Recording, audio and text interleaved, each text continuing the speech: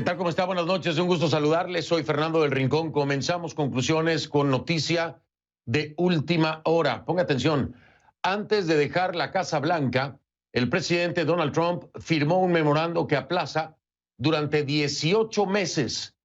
Durante 18 meses se aplaza la deportación de los venezolanos que se encuentran en Estados Unidos a fecha de 20 de enero de 2021, por supuesto con algunas excepciones. Así que le repito, antes de despedirse de la Casa Blanca, Donald Trump ha firmado un memorando que aplaza durante 18 meses la deportación de los venezolanos que se encuentran en Estados Unidos a fecha de 20 de enero de 2021. Trump también ordenó al secretario de Seguridad Nacional que tome las medidas oportunas para dar permiso de trabajo a las personas elegibles para el aplazamiento durante el tiempo que dure el mismo. Y justificó la decisión con estas palabras, abro comillas, dijo: el autocrático gobierno de Nicolás Maduro ha violado constantemente las libertades soberanas del pueblo venezolano mediante la fuerza y el fraude. El régimen de Maduro es responsable de la peor crisis humanitaria en el hemisferio occidental en la historia reciente, una catastrófica crisis económica y la escasez de productos básicos y medicinas han obligado a unos 5 millones de venezolanos a huir del país, a menudo en condiciones peligrosas. Este gobierno ha impuesto sanciones contra Maduro y su régimen y ha reconocido al presidente de la Asamblea Nacional de Venezuela, Juan Guaidó, como presidente interino del país. El deterioro de las condiciones en Venezuela, que representa una amenaza permanente para la seguridad nacional y el bienestar de los estadounidenses, justifica el aplazamiento de la deportación de los venezolanos que se encuentran en Estados Unidos. Esta es información en vivo, mientras le muestro imágenes también en vivo de la Casa Blanca, por supuesto, allá en Washington, cuando son las 10 de la noche con 2 minutos en la costa este de los Estados Unidos. Pues esta información muy importante y en beneficio de todos los venezolanos que se encuentran aquí en los Estados Unidos. Vamos a empezar entonces, si le parece, porque estaremos hablando de Estados Unidos, por supuesto, de Donald Trump, sí, de Donald Trump, cuando está a unas horas de decirle adiós a la Casa Blanca. Iniciamos.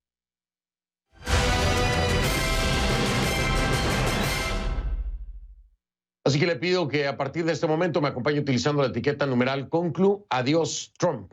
El hashtag es Conclu Adiós Trump, numeral Conclu Adiós Trump. Si me acompaña con esta etiqueta, Conclu Adiós Trump, con sus comentarios a mi cuenta en Twitter, @soyfdelrincón, @soyfdelrincón en Twitter, se lo voy a agradecer. Conclu Adiós Trump.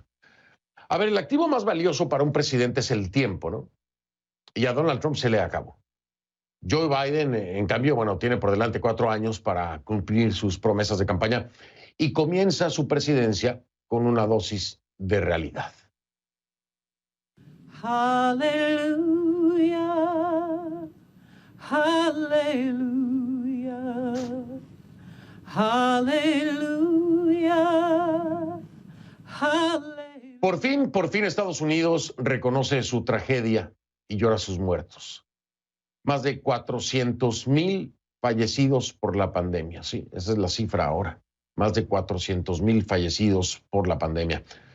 La primera parada de Biden en Washington fue para honrar su memoria, la memoria de esos 400,000 fallecidos. En la víspera de su investidura, llevó la atención a los que se fueron. Un gesto simbólico que no habíamos visto, por supuesto, hasta ahora por parte del gobierno de Trump. Y necesario porque, según Biden, para sanar debemos recordar. Para sanar las heridas, debemos recordar. Es difícil a veces recordar, pero así es como sanamos. Es importante hacer eso como nación.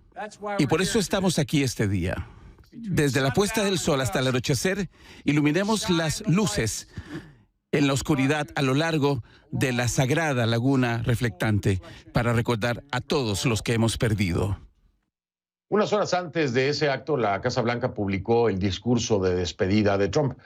Aunque le deseó éxito a la nueva administración, Trump no mencionó ni una sola vez, el nombre de Biden. En cambio, sí enumeró los que él cree que son los logros que deberían definir su mandato. Dijo, hicimos lo que venimos a hacer y mucho más. Pues sí, bueno, depende cómo lo vea, ¿no? Pero en realidad así fue. Hicimos lo que vinimos a hacer y mucho más. Y esta vez sí condenó el asalto al Capitolio, asegurando que la violencia política nunca podría ser tolerada. Pero ahora, ¿no? Hasta ahora, un poquito tarde para eso, ¿no?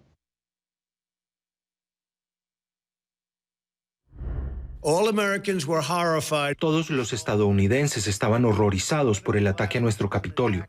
La violencia política es un ataque sobre todo lo que valoramos como estadounidenses. Nunca puede ser tolerada. Ahora más que nunca debemos unirnos en torno a nuestros valores compartidos y dejar atrás el rencor partidista y forjar nuestro destino común. Trump también se anotó el mérito de no haber empezado ninguna guerra. Y es cierto. Pero bueno, hoy el Capitolio luce como una zona de guerra, ¿sí? Fortificado. Los movimientos están restringidos alrededor, hay vallas con alambres de púas, barricadas que están asegurando el perímetro. Por supuesto, todo después de una insurrección por la que hasta el líder republicano de la mayoría en el Senado, Mitch McConnell, responsabiliza al presidente. Así es. Gustavo Valdés está en la capital en medio de todo este despliegue. Vamos con él en vivo. Gustavo, buenas noches, adelante.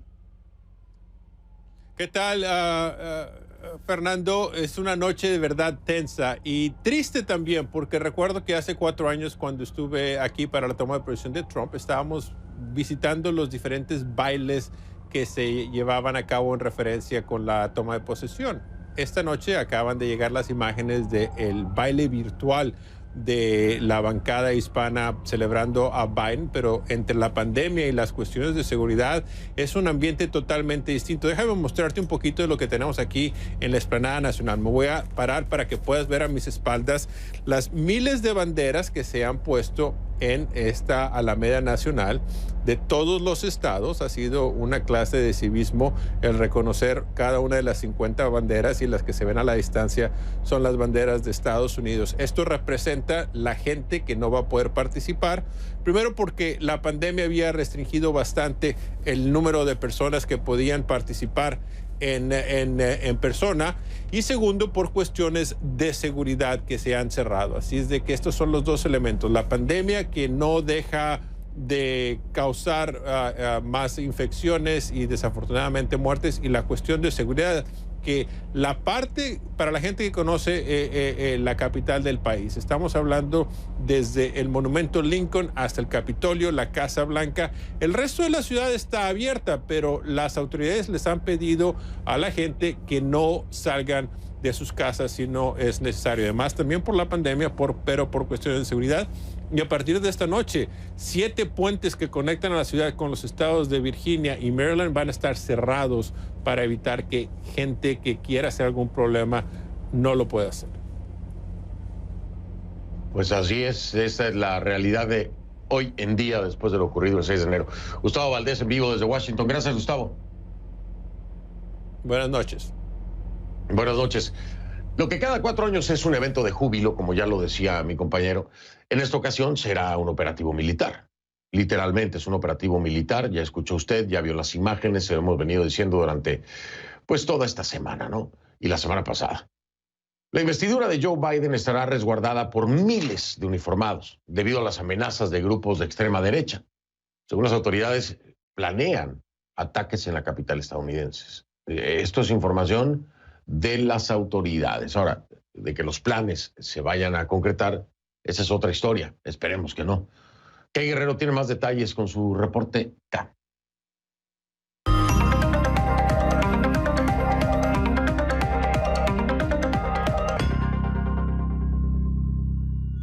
Congratulations, Mr. President.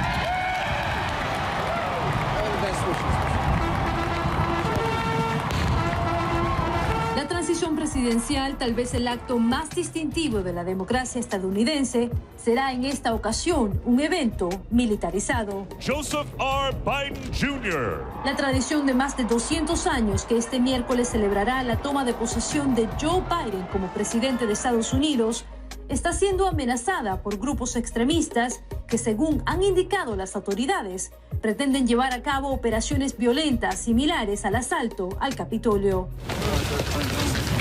Esto ha generado el despliegue de 25.000 efectivos de la Guardia Nacional y el resguardo inmediato de establecimientos icónicos en la capital estadounidense. También se cerrarán 13 estaciones de metro y ya están bloqueadas varias carreteras principales en Washington. Es la muestra de que las autoridades están tomando en serio las amenazas. El FBI ha dicho que está llevando a cabo labores de inteligencia para frenar cualquier atentado terrorista y también están verificando los antecedentes de cada militar que asistirá a la investidura luego de que se revelara que algunos extremistas buscaban posar como uniformados para infiltrarse en los actos relacionados con la toma de posesión de Joe Biden. La depuración ha dado resultados.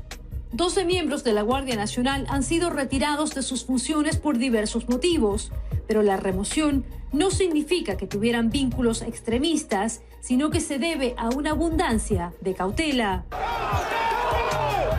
Cautela que no sobra cuando se tiene en cuenta que varios de los atacantes del Capitolio eran policías o militares retirados, reclutados por grupos de extrema derecha. Estos sujetos, dicen las autoridades, asaltaron el Capitolio utilizando indumentaria y tácticas militares. Tenían mapas de los túneles del edificio y se comunicaban por radio. Al parecer también tenían instrucciones para fabricar bombas de cloro. Estaban preparados para atacar.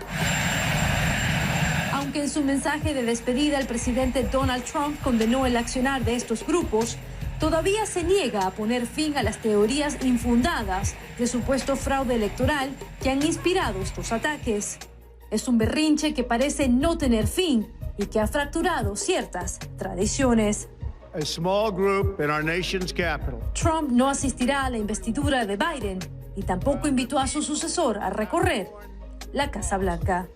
Kay Guerrero, CNN, Atlanta. Gracias a nuestra Kay Guerrero. La encuentra en Twitter como @KGuerreroCNN, @KGuerreroCNN. A ver, sepa que Donald Trump no es el único saboteador, por decirlo así, ¿no?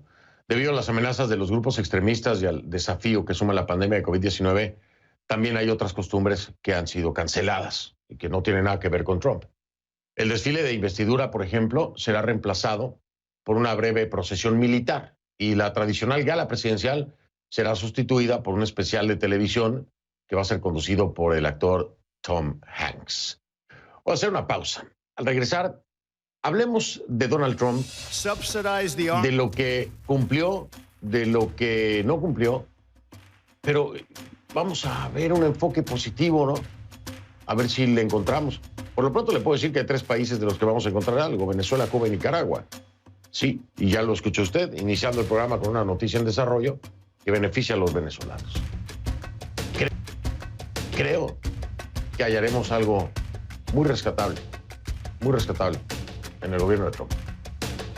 Mientras lo dejo con imágenes en vivo precisamente del Capitolio allá en Washington, donde mañana de nueva cuenta se hará historia en los Estados Unidos con una toma de posesión, una juramentación completamente sui generis, en todos los sentidos, en medio de una pandemia, sin presencia física de miles y miles de personas, sin un presidente Trump presente y sin una primera dama presente para entregarle el mando.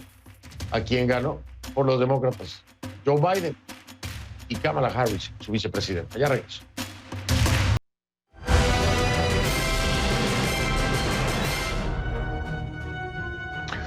Le doy la bienvenida a Roberto Izurieta, analista político, colaborador de CNN en español, que me acompaña esta noche. Roberto, feliz año y gracias por acompañarme. Bienvenido.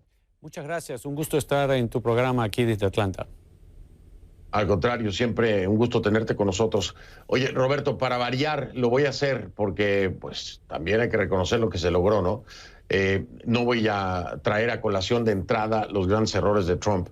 Hemos hablado mucho de eso. Pero te voy a mencionar 3 países de Latinoamérica y me das tu punto de vista sobre cómo manejó las cosas la administración Trump y el presidente Trump. Te estoy hablando de Venezuela, Nicaragua y Cuba. Cuba, que fue incluido en la lista de países que que protegen o promueven el terrorismo. También esta última movida de Trump, hay mucha gente en la Florida, tú lo sabes, que lo aplaude, otros no.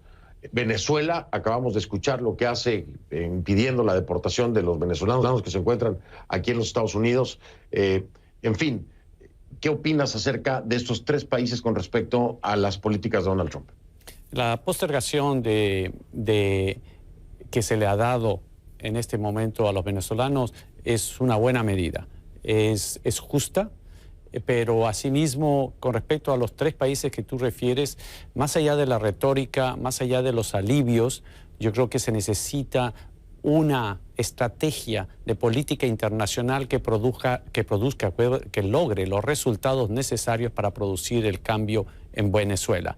Entonces, el problema de Venezuela, que es, yo pienso, el más urgente en este momento en la región, no solamente se necesita de posiciones políticas, no solamente se necesita de un discurso político, sino se necesita sobre todo de buscar resultados. Los resultados tienen que ser el cambio, el fin de una dictadura en Venezuela, que esta tiene que ser producida de manera pacífica y sobre todo con los venezolanos y su lucha sobre todo desde Venezuela y con la solidaridad de las posiciones firmes de toda la región, no solamente del presidente de los Estados Unidos, sea Trump o Biden, sino de toda la región como así ha sido, de la Organización de Estados Americanos, de todos los países de la comunidad internacional, sobre todo la comunidad europea. Entonces sí, tenemos que pasar de las posiciones, la retórica, las palabras, a resultados dentro del orden que necesitamos para acabar con esa dictadura. Sin embargo, Roberto, Donald Trump no se quedó solamente en la retórica. Hay sanciones importantes, tomó acciones en ese sentido en el tema venezolano. Al mismo tiempo, le puso precio a la cabeza de muchos de los líderes del régimen de Nicolás Maduro, incluido Nicolás Maduro. Creo que fue un poco más allá de la retórica, ¿no te parece? Todo eso es bueno, pero con respecto a a los embargos, con respecto a las sanciones, en general cuando se produce una dictadura de la magnitud y del poder y de corrupción que estamos viendo en Venezuela, eso muchas veces termina más afectando a los mismos ciudadanos. Lo que se necesita es desarrollar una estrategia coordinada con los países, sobre todo vecinos que son los más afectados, para realmente producir un cambio sin violencia, pero sobre todo con los venezolanos, sobre todo con los venezolanos que están siguiendo la lucha que están siguiendo en Venezuela, y también los venezolanos que están en este caso en los Estados Unidos, que están en Colombia, que están en Venezuela. Entonces tenemos que desarrollar una estrategia que produzca resultados. Creo que es mucho más complejo que la retórica. Espero que el gobierno de Biden pueda desarrollar una estrategia que produzca como objetivo el fin pacífico, pero firme, claro, de una dictadura que se mantiene con la fuerza y con el apoyo básicamente del crimen organizado. Y creo que lo intentaron. Bueno, ya sabemos toda la historia del tema de John Bolton, en fin, los asesores, pero déjame preguntarte, de los legados positivos de Trump, el tema Venezuela, Nicaragua, Cuba, ¿pudiera ser de los más positivos en términos latinoamericanos? Yo creo que si nos ponemos como vara el hacer las cosas mejor que Trump, la vara va a ser muy baja. Eso con respecto a los planes de vacunación y a todo lo demás.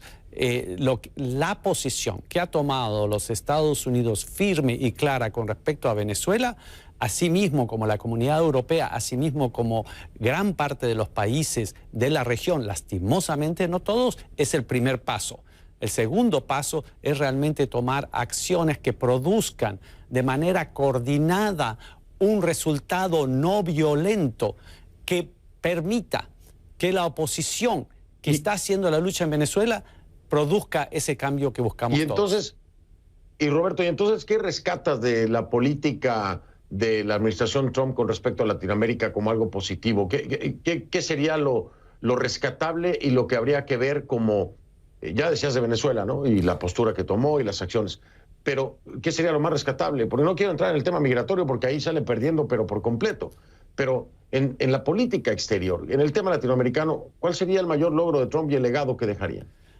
Yo sí creo que se necesita una relación directa con los líderes y los presidentes de la región para llevar a cabo una serie de políticas esenciales para que la región viva y con más progreso, y uno de los cuellos de botella para el progreso y de los problemas más grandes, sin lugar a dudas, es Venezuela. Necesitamos un trabajo directo, como efectivamente en muchos aspectos sí se ha dado, de parte de la nueva administración, y espero que así se dé, y más. Que conste que he tratado de buscar una calificación positiva en algo. Roberto no le quiere dar a Trump una calificación positiva en política latinoamericana. A ver, pero a ver, estoy de acuerdo. O sea, sí, Roberto, yo no te voy a decir que, bueno, tú me conoces, yo no te voy a decir que fue el mejor gobierno, es desastroso lo que ha hecho Trump. Claro, sí. Pero sí hay algunos puntos que me parece que fueron aciertos. Yo creo que el posponer los 18 meses a las posibilidades de los juicios que están los indocumentados venezolanos en los Estados Unidos es un buen paso, sin lugar a dudas. Se necesita mucho Cuba. más. ¿Y Cuba en la lista de países que patrocinan terrorismo, dónde calificas tú ahí? Yo pienso que se tiene que actuar con la misma firmeza, pero al mismo tiempo se tiene que trabajar de manera mucho más compleja, porque yo creo que Cuba es un elemento, es una variable que ha permitido que se dé y que se mantenga la dictadura de Venezuela. Creo que hay que trabajar con mucha más complejidad, pero con la misma firmeza. Sí, pero sería otro acierto entonces, ¿no? Si lo ves desde esa perspectiva, otro acierto de Trump. Pero no ha dado resultados porque en ninguno de los tres países tenemos cambios. En términos de retórica, claro que sí, y de posiciones también. Claro, pero vamos a pensar en lo que hizo Obama. Es decir, lo que ha hecho Trump en ese sentido con Venezuela, Nicaragua y Cuba, pues ha tenido al menos mayor intensidad, Roberto, porque Obama tampoco encontró resultados y la intensidad de Obama no fue la misma con respecto a Venezuela, Nicaragua y Cuba. O con Cuba sí, pero en otro sentido. Lo de Trump ha sido un mayor avance en ese sentido, ¿no? Estoy de acuerdo, porque yo sí creo, yo diría que el último presidente que en mi opinión ha tenido una política muy interesante y muy cercana a la región fueron los dos últimos republicanos, Bush padre y Bush hijo, George Bush. Sí. Ahí tenemos el acuerdo de comercio y teníamos, sobre todo en el caso de George Bush, muchos de los familiares eran de México, lo cual les llevaba a una cercanía, y gracias a esa cercanía trabajaron una serie de temas muy importantes, sobre todo en el gobierno de Bush y Vicente Fox. Entonces sí, ese nivel de cercanía yo creo que espero y ojalá que el próximo gobierno lo tenga y lo supere, sin lugar a dudas. Estoy de acuerdo contigo. Perfecto. Qué trabajo me costó con Roberto y Zurieta. Normalmente estamos muy de acuerdo, Roberto y yo. Ahí estaba doblándole el brazo a Roberto. Sí. Oye, Roberto, mil gracias. Sabes que me encanta hablar contigo. Siempre es un gustazo. Te mando abrazo fuerte. Vamos a ver cómo va mañana la cosa y estaremos hablando en los próximos días, ¿te parece? Será un gusto. Muchas gracias por la invitación. Al contrario, gracias a ti, Roberto Zurieta, analista político, colaborador de CNN en español, buen amigo de la casa, estaba en Atlanta, Georgia. Voy a hacer una pausa. Al regresar, seguimos hablando de este tema, que usted escuchó, ¿no? Traté de llevar el plano de lo positivo que deja Trump en tema latinoamericano con Roberto Zurieta, que no es republicano, es un analista, es muy independiente. Ahora voy a regresar con un republicano. Y no se la voy a poner fácil tampoco. ¿Qué fue lo positivo de Trump? Porque entonces me va a decir que todo. Ahora va a ser al revés. Y con un republicano. Ya regreso. La etiqueta que estamos utilizando es Conclu Adiós Trump. El hashtag es Conclu Adiós Trump. Sus comentarios en Twitter, @soyfdelrincón, @soyfdelrincón. Ahí los leo.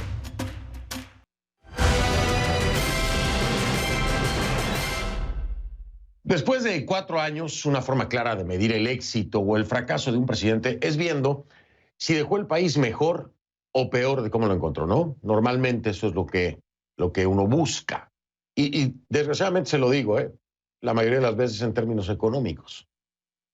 Pero por esa regla de ver si está mejor o peor el país, la historia, pues parece que va a ser implacable con Donald Trump. We will bring back our jobs. En realidad, la tasa de desempleo de Estados Unidos es 2 puntos más alta ahora que cuando Trump asumió el cargo. En enero de 2017 estaba en 4,7% y en diciembre de 2020 en 6,7%. We will get our people off of welfare. No hay menos personas ahora dependiendo de las ayudas sociales, no. El número de personas que solicitan el beneficio por desempleo se duplicó respecto a cuando Trump llegó al poder. We will bring back our wealth. Para ser justos, Wall Street ha tenido un buen desempeño con Trump, sí. El Dow Jones ganó un 56% respecto al 19 de enero de 2017. Pero, aquí está el pero, ¿qué hay de la deuda nacional que Trump prometió saldar en 8 años?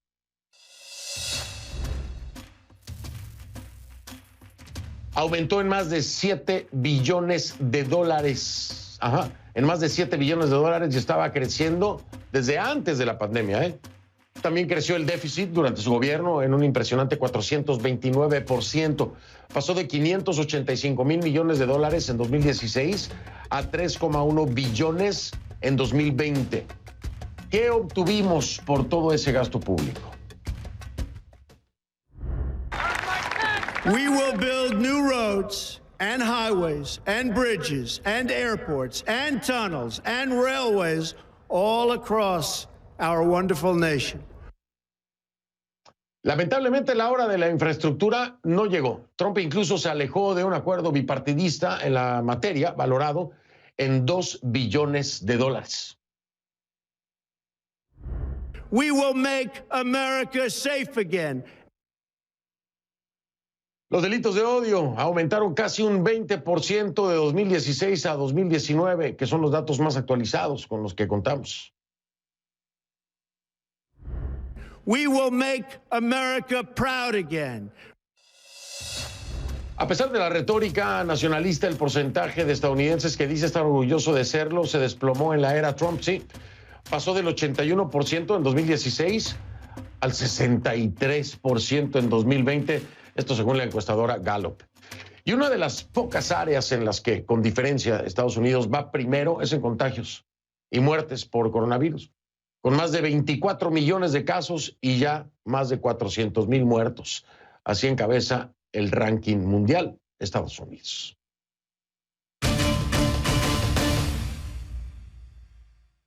Le doy la bienvenida a Alfonso Aguilar, estratega y analista político republicano. Alfonso, bienvenido. Gracias. Buenas noches. Muy buenas noches. Muy amable. Bueno, estábamos haciendo un repaso de acuerdo a duras cifras o a cifras duras, concretas, sobre lo que prometió Trump y lo que hoy está dejando en el país. ¿Podemos hablar de que ha sido un fracaso o no lo es? No, en lo absoluto. O sea, yo creo que si bien se puede criticar al presidente duramente por su retórica, ciertamente por la retórica que utilizó en los pasados meses, que crearon ese ambiente que llevó a los actos, al asalto en el Capitolio el 6 de enero. Sin embargo, si vemos fríamente la economía antes y después de la pandemia, el saldo es muy positivo. Antes de la pandemia, la economía creció de una manera robusta, se redujo el desempleo a un nivel históricamente bajo, a 3.5%, y para distintos grupos, incluyendo los hispanos, los obreros y trabajadores de clase media y de bajos recursos aumentaron su salario por 16%. Las familias de clase media aumentaron su ingreso por $6,000. Gente salió de la pobreza, más de 7 millones de personas dejaron de tener que recibir cupones de alimentos. Por eso es que en octubre del 2020 todavía habíamos encuestas, ya durante la pandemia, donde más de 56% de los americanos decían que apoyaban las políticas económicas del presidente Trump. Ahora, después de la pandemia, ¿qué tenemos? Ciertamente hemos tenido una recesión creada por el gobierno, porque hemos tenido que cerrar sectores de la economía, pero aún esos números son muy positivos. Llegamos durante la pandemia a un nivel de desempleo de 14.7%. Ahora está tú lo mencionaste, en 6.7%. Más de 50% de los empleos que se perdieron durante la pandemia se han recuperado y tenemos una luz al final del túnel porque ya tenemos las vacunas. O sea que económicamente, francamente, objetivamente, antes de la pandemia vimos un milagro económico, por eso el presidente Trump recibió 75 millones de votos y nos ha puesto en un camino hacia una recuperación vigorosa. Y hay que ser muy justos, quiero retomar lo que dice Alfonso Aguilar. En términos numéricos, que es como normalmente se miden los logros o no de gobiernos, en términos numéricos es muy diferente lo que Trump tenía antes de la pandemia y lo que tuvo que enfrentar la pandemia. Es un tema muy importante y también hay que reconocerlo. No con esto quiero decir que haya sido el mejor presidente en ese sentido, no, pero sí, un tema de una pandemia económicamente y como se han dado las cosas, es sumamente complejo y difícil como para mantener esos mismos números que tenía. Pero me alejo un poco de... Bueno, ya hay que decir otra cosa, perdón, antes de que se me olvide, Alfonso. Trump logra la rebaja o la aprobación de la mayor rebaja de impuestos desde la era de Ronald Reagan. Eso también es un buen punto para Trump, ¿no? Bueno, no solo la reducción de impuestos, pero también el proceso de desregulación, de eliminación de regulaciones más grande en la historia de Estados Unidos, que es lo que lleva a este boom económico y a que tanta gente pueda conseguir trabajo, a llevar el desempleo a 3.5%. O sea que son medidas de crecimiento que ciertamente lograron este milagro económico. Por eso todas las encuestas siempre demostraron a los votantes muy satisfechos con el desempeño económico del presidente Trump. Déjame, Alfonso, hacer una pausa. Me voy a alejar del tema numérico porque hay que entrar en otro terreno, el que tiene que ver con la referencia constante a noticias falsas, la politización de las instituciones, el tema migratorio, en fin, otras cosas que hacen sentir a muchos que es uno de los peores presidentes en la historia. Pero quiero saber, para ti, ¿cuál de los dos legados después de la pausa lo vemos, pero ¿cuál de los dos, para que lo pienses, cuál de los dos crees que vaya a ser el legado que marque la historia de Trump en la presidencia de Estados Unidos? ¿El económico, los números antes de la pandemia o todo lo demás que tiene que ver con la forma de ser y decir y hacer de Trump? Hago una pausa, regreso. Alfonso Aguilar, estratega y analista político republicano. Ya vengo.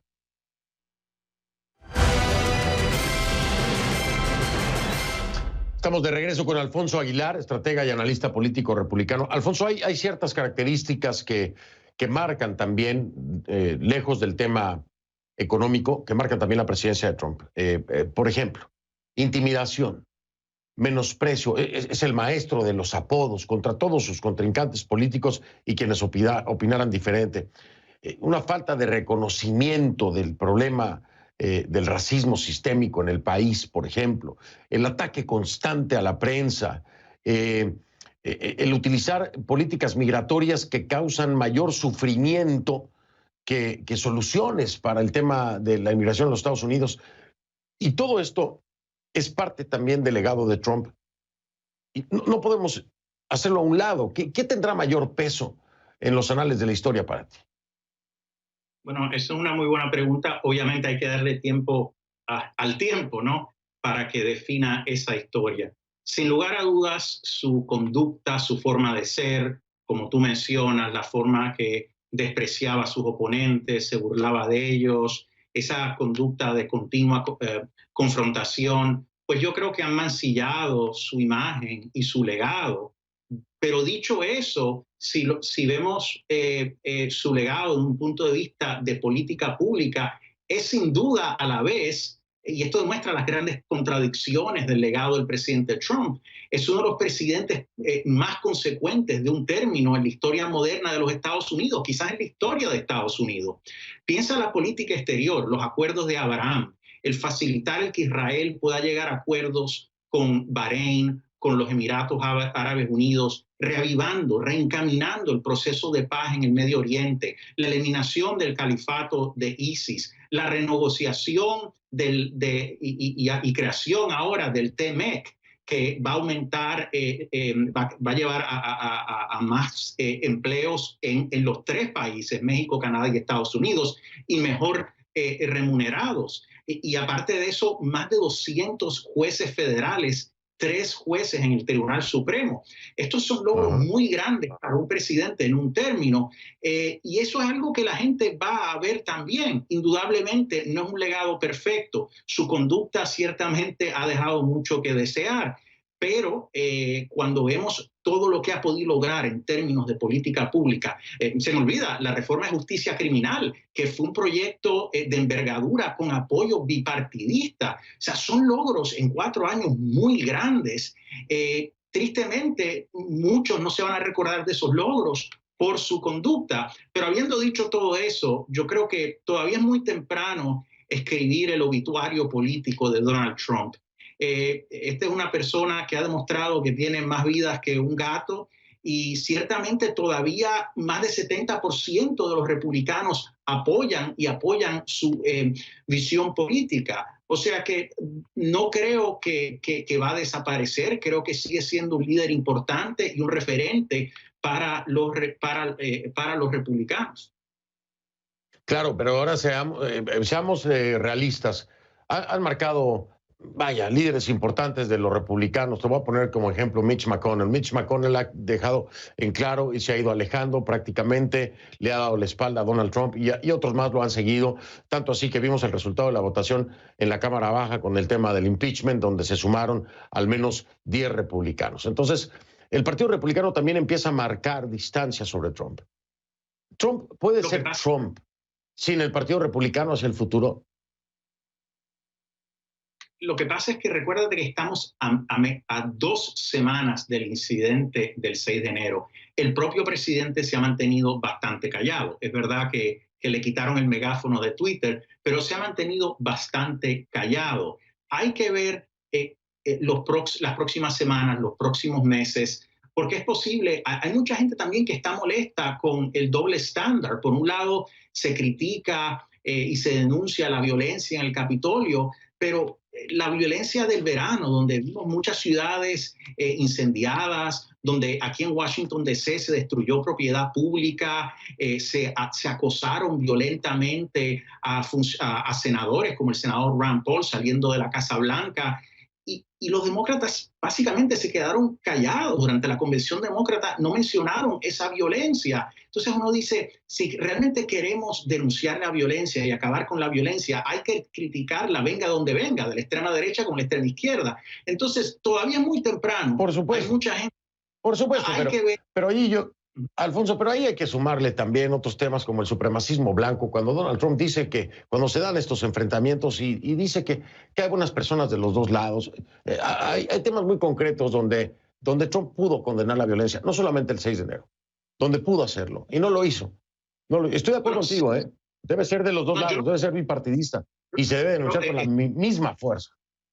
Así es. Yo estoy de acuerdo contigo que hubo momentos durante su administración donde él tenía que haber sido mucho más contundente, mucho más claro, y no lo fue. Por ejemplo, cuando le preguntaron sobre QAnon, él dijo que él no sabía qué grupo era, que por eso pues, no podía condenarlo. Yo creo que en ese momento él podía haber dicho claramente, este es un grupo de gente extremista y los condeno totalmente, ¿no? Definitivamente, él falló. Pero como te digo, la política, con el tiempo, las perspectivas cambian, todavía hay su base sigue ahí. Y hay que reconocer que de los 75 millones de personas que votaron por él, la mayoría no eran incondicionales de Trump, eran personas que votaron por él por sus políticas públicas. O sea que yo creo que hay que ver qué es lo que pasa en los próximos meses y los próximos años, pero no creo que Donald Trump desaparezca. Pues estaremos monitoreándolo necesariamente, porque eso es así, lo dice muy bien Alfonso. Es una realidad que no se puede hacer a un lado. Es poco menos de la mitad del país, votó por Trump todavía. Y esa base No sé cuánto tenga de esa base, pero esa base, una gran parte de esa base va a seguir apoyándolo. Y bueno, habrá que ver qué pasa con Trump también en el ámbito legal y hacia el futuro, si puede o no seguir existiendo como una figura política de peso, como para pensar en una nueva candidatura. Alfonso, mil gracias. Te mando un abrazo. Gracias por haberme acompañado. Claro que sí. Gracias, muy amable. Alfonso Aguilar, estratega y analista político republicano. Hago pausa, regreso. F del Rincón, esa es la cuenta en Instagram, F del Rincón, ahí estoy a sus órdenes. Antes de despedirme, le tengo información de último momento. El presidente Donald Trump ha dicho que después de haberlo reflexionado, haber deliberado bastante, ha decidido brindar un perdón a quien fuera su jefe estratega político, su principal estratega político, Steve Bannon. Steve Bannon. Esto es una decisión que toma de último minuto. Sin embargo, oficiales de la Casa Blanca, funcionarios de la Casa Blanca le han dicho a CNN que esa es decisión de Trump y no será final hasta que no haya pues firmado el documento del perdón para Steve Bannon. Así que parece que este sería uno de sus últimos actos antes de dejar la Casa Blanca, un perdón a Steve Bannon que aún no se ha firmado en el papel. Bueno. Lo veo mañana día histórico. No se pierda la cobertura de CNN en español, la toma de posición de Joe Biden. Gracias.